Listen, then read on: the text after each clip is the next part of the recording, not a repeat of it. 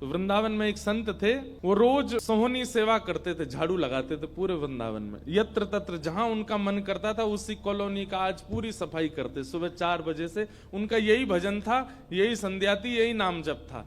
सोहनी लेते और लेकर के बुहारते पूरे मार्ग को। और हमारी आपकी तरह नहीं जोर जोर से, नहीं, धीमे धीमे।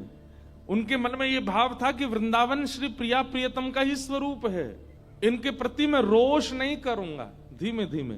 और जब बुहारते थे तो अपने नेत्रों से ध्यान पूर्वक ब्रज की रज को देखते थे। कहीं कोई चिन्ह दिख जाए, कहीं किशोरी जी के चरण रज दिख जाए, कहीं ठाकुर जी के चरण दिख जाए। करते करते जब वर्षों बीत गए, किशोरी जी के मन में भाव आया, हम नित्य रास के लिए वृंदावन में जाते हैं और पूरे वृंदावन को सुव्यवस्थित महात्मा करके रखते हैं, और इनकी एक ही अभिलाषा है कि हमारे चरण चिन्ह इनको दिख जाएं। एक दिन किशोरी जी ने उनको अपने चरण चिन्ह का दर्शन, वो चरण चिन्ह देख करके उनके मन में विश्वास हो गया कि हे श्यामा जो चरण चिन्ह है, इसका मतलब चरण भी है, और चरण है तो मतलब आप भी हो।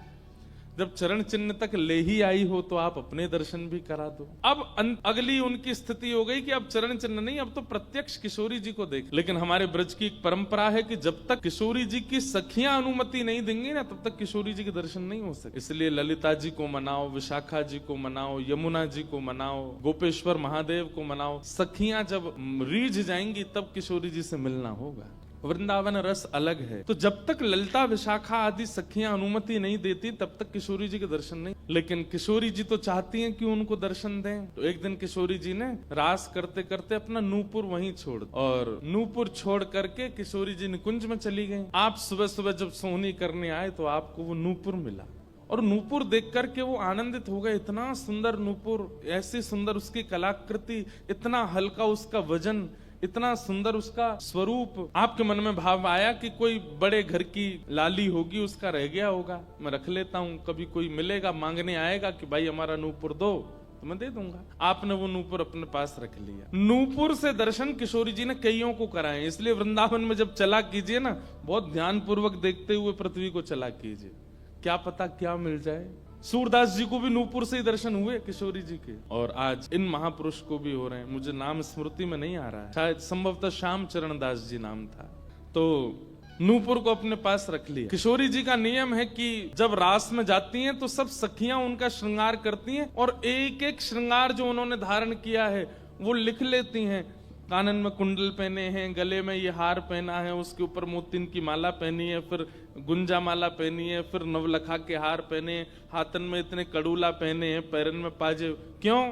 बोले रास में श्याम सुंदर आते हैं, पता ना काचोरी करके भाग जाएं। अगर एक कम रह जाए तो फिर ठाकुर जी की शामत कहाँ है, हमारी श्री जी का श्रृंगार बताओ। इसलिए सब सखियां जो हैं किशोरी जी के सिर से लेकर नख तक एक एक श्रृंगार को लिख लेती हैं पहले, रास में भेजने से पहले। और फिर रास में आने के बाद, रास से आने के बाद फिर सब सखियां एक एक श्रृंगार, एक बोलेगी हाँ भाई कानन में ये कुंडल हैं, और एक एक करके उतारती जाती सखियां। आज किशोरी जी के चरणों का एक नूपुर नहीं है। शाखा आदि बोली, हे श्यामाजू आपका एक नूपुर कहाँ गया? बोले अरे मोह तो पतो ना है, सके नृत्य करते करते रह गए हो वृंदावन में। ललिता विशाखा बोली, स्वर्ग के इंद्र के हाथी के दांतों से बना हुआ नूपुर है वो, सामान्य नूपुर नहीं है। आपके ऊपर तो कोटि कोटि ब्रह्मांड वारी वारी जाते हैं किशोरी जी, पर वो नूपुर ठाकुर जी ने आपको भेंट किए हैं, बड़े बहुमूल्य नूपुर हैं। अब किशोरी जी बोली, मोह ना पता कहाँ रह गए होगो कहीं पे। किशोरी जी तो मन बना चुकी है ना, दर्शन देना है उनको। तो ललिता विशाखा ने विचार किया कि हम ही जाती हैं, ढूंढ के आती हैं निकुंज में, कहाँ है वृंदावन में। बोले अपने रूप में तो नहीं जाएंगी, तो एक वृद्धा का रूप धारण किया, एक वृद्ध मैया का रूप धारण करके ललिता विशाखा गई और वृंदावन में ढूंढने लगी नूपुर कहाँ है। तभी ढूंढते ढूंढते वो महाराज जी सोहनी कर रहे थे, उनके सामने पहुंची। अरे बाबा हमारी लाली आई सवेरे सवेरे यहाँ पे, और बाके पाम को एक नूपुर रह गयो, तेने देखो? बाबा बोले तुम कौन हो रही? बोले हम पास के गांव की रहवारी, हमारी बहू है वो, और या की लाली है वो, जाको नूपुर रह गयो है। बाबा बोले मैं कैसे पहचान जाऊं कि तुम्हारी ही लाली का नूपुर है? भाई मनचले लोग हैं, बहुमूल्य वस्तु किसी पे देखते हैं तो सब अपना अपना बताते हैं। रोड में अगर 100 रुपया गिर जाए और 50 लोग वहां से निकल रहे हों, कि कोई पूछे भैया 100 रुपया किसका, सब अपनी जेब चेक करते, भले ही कुछ लेके नहीं थे, भले ही जेब में कुछ नहीं था, फिर भी देखते हैं लग तो मेरा ही रहा थे, मेरे जेब में 100 रुपए तो थे। सब अपना बताते हैं बहुमूल्य वस्तु को। तो मैं कैसे मानूं कि तुम्हारा नूपुर है? अरे बाबा हम कह रहे हैं तुम थे। बोले कहवे को अभी मैंने तो नूपुर, मैं तो असमंजस में पड़ जाऊंगा कि मैंने गलत आदमी दे दियो। बाबा फिर कैसे माने को? बोले एक नूपुर मेरे पास है, एक नूपुर तुम्हारी बहू ने ही पहन रखो होगो, वाकू ले आओ और यहाँ ला करके मुझे पहले नूपुर की पहचान करा तो मैं दूसरा दे दूंगा। ललिता विशाखा बोली बड़ो चतुर बाबा है, श्री जी को बुला रहा है। अरे बाबा तो शर्म ना आवे, ऐसी घर की बहू बेटी ने हम तेरे पास लेके आवेंगे? बाबा बोले तो फिर चले जाओ, तुम पे भैया खूब धन धान्य, दूसरा नूपुर बनवा लियो, जे मुंह पे ही रहने दो। ललिता विशाखा बड़ी चिंता में लौट करके आई तो किशोरी जी बोली क्या बात है, आप इतनी चिंतित क्यों? बोले एक बाबा है, बाने आपको नूपुर धल लियो, यूं कह रहा है कि पहले जिनके पास एक नूपुर है उनको लेके आओ तब दूसरा दूंगो। तो श्री जी बोली इसमें क्या देर है, फिर ले चलो, चलते हैं ना। विशाखा जी समझ गई, बोले हे ललिता जी ये सब लीला किशोरी जी कर रही हैं, इनको दर्शन देना है उनको, और हमसे और आपसे स्पष्ट कह नहीं सकती, क्योंकि हम तो फिर सबको परखने लगती है ना कि इसमें कोई दोष तो नहीं, इसमें क्या गुण है। इसलिए किशोरी जी सीधे हमसे नहीं बोल करके और ये लीला कर रही हैं, इनको ले चल। और किशोरी जी आई वृंदावन और महात्मा बैठे सोहनी कर रहे थे और सामने से जैसे ही किशोरी जी को आते हुए देखा, बाबा ले हमारी बहू आ गई, अब नूपुर दे दे, देख यहाँ को नूपुर भी वैसा ही है। बाबा बोले मेरी आंख की कमजोर है ने, दूर से दिखना रही, पास लाके हाथ से स्पर्श कराओ। ललिता विशाखा बोली बाबा तो शर्म ना आ रही अपनी बहू को स्पर्श करा में? तो बोले चरण स्पर्श करावे में कहा देर, ले आओ। किशोरी जी समीप गई, जैसी चरण स्पर्श किए अपने हाथों से नूपुर पहना करके लिपट गए चरणों से। हे किशोरी जी, हे श्यामाजू, अब कृपा करो, मैं जानू ना तो ये दोनों कोई बूढ़ी मैया हैं और ना आप इनकी बहू, आप साक्षात किशोरी और ये ललिता विशाखा है, अब मुंह पे कृपा करो। तो किशोरी जी ने उसी नूपुर से उन महात्मा के सिर पर एक चिन्ह बना दिया, अपने नूपुर का ही चिन्ह बना दिया और कहा बाबा अब जीवन भर ये छाप आपके मस्तक पर ही रहेगी, मेरे नूपुर की छाप। उन महात्मा के मस्तिष्क पर जैसे हमारे तिलक दिखता है, ऐसे प्रत्यक्ष नूपुर की छाप प्रत्यक्ष सबको दिखने लगी। अब ये तो थी उनके ऊपर कृपा, लेकिन इससे क्या हुआ कि वे महात्मा लौट करके जब अपने आश्रम आए तो उनके गुरुजी ने जब उनके माथे पर देखा तो वो बोले ए तुमने अपने गुरु के द्वारा दिया हुआ चिन्ह बदल दिया, हमने जो तुमको तिलक दिया तुम वो क्यों नहीं लगाते, ये क्या लगाए घूम रहे हो? तो हाथ जोड़ के निवेदन किया गुरुजी ये कोई तिलक नहीं है, ये कोई चिन्ह नहीं है, ये तो मेरी किशोरी जी ने कृपा करके अपने नूपुर का चिन्ह मुझे दे दिया है। तो गुरुदेव बोले हाँ तू बहुत बड़ा भक्त है ना, किशोरी जी आकर के तुझको चिन्ह देंगी। कोई माने नहीं, सब बोले जाओ इसको मिटा के आओ और जो मैंने तुमको चिन्ह दिया है वो लगाओ। अब पहले तो उनके हाथ कांपे कि मैं इसको कैसे मिटाऊं, लेकिन गुरु आज्ञा से ऊपर कोई नहीं। देखो ये गुरु निष्ठा होती है। किशोरी जी ने भले ही चिन्ह दिया लेकिन गुरु आज्ञा है तो ठीक। गए यमुना जल से सुबह से शाम हो गई मिटाते मिटाते, लेकिन वो चिन्ह मिटा नहीं उनसे। शाम को लौट करके आश्रम आए तो गुरुजी बोले मैंने तुझे सुबह टोका था ना ये चिन्ह मिटा के आ, और तू अभी भी नहीं मिटा रहा। बोले गुरुजी मैंने प्रयास तो बहुत कर लिया लेकिन ये मिट नहीं रहा है। तब भी उनके गुरुजी माने नहीं। अब तो महाराज ये होने लगा कि गुरुजी को इतना क्रोध आ गया कि ये इतना हट कर रहा है कि हमारे द्वारा दिया गया तिलक चिन्ह उसको अस्वीकार करके और ये मनमुखा चिन्ह लगाए घूम रहा है माथे पर। गुरुजी ने सब अपने परिकर के लोगों को बैठा करके पंचायत करी आश्रम में। बोले इसको निकालो, जब हम में श्रद्धा नहीं, हमारे स्वरूप में श्रद्धा नहीं, हमारे तिलक में श्रद्धा नहीं तो क्यों रहता है यहाँ पे? वो रोते रोते बोले गुरुजी मैं सत्य बोल रहा हूँ, ये किशोरी जी ने चिन्ह दिया है और मैं खूब प्रयास कर रहा हूँ, नहीं तो आप प्रयास कर लीजिए, ये मिट नहीं रहा है। अच्छा अब हमसे चाहता है कि हम तेरे माथे को छू करके मिटाएं? नहीं माने।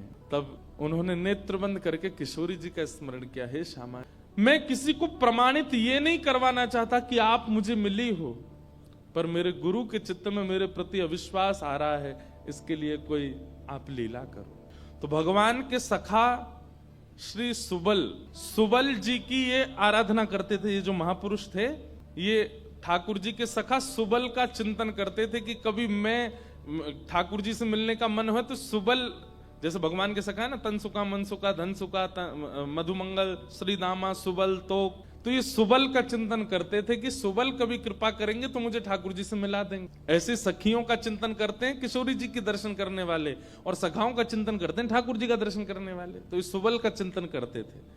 तो किशोरी जी ने सुबल को बुलाया। सुबल आए, श्यामाजू आज्ञा करो। बोले आपको हमारा एक काम करना है। एक महात्मा पर हमने कृपा करके उसको अपने नूपुर का चिन्ह दिया है और उनके गुरुदेव को विश्वास नहीं हो रहा कि ये चिन्ह हमने दिया है, इसलिए वो आपकी आराधना करते हैं, आपको बहुत बचते हैं।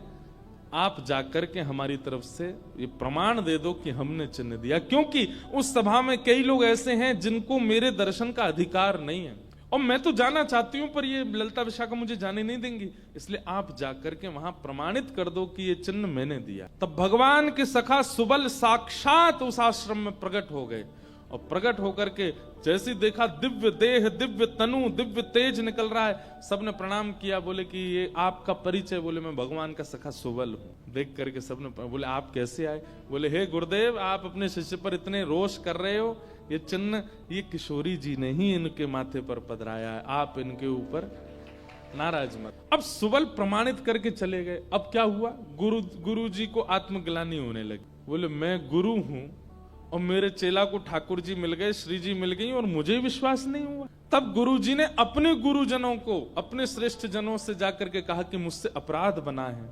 ठीक है, गुरु शिष्य के ऊपर क्रोध कर सकता है, उसका कोई दंड नहीं होता, पर किशोरी जी के द्वारा कृपा की गई, मैंने उस पर प्रश्न चिन्ह उठा दिया, इसका तो मुझे दंड मिलना चाहिए। तब सब रसिक जनों ने विचार किया, बोले इसका क्या दंड दें?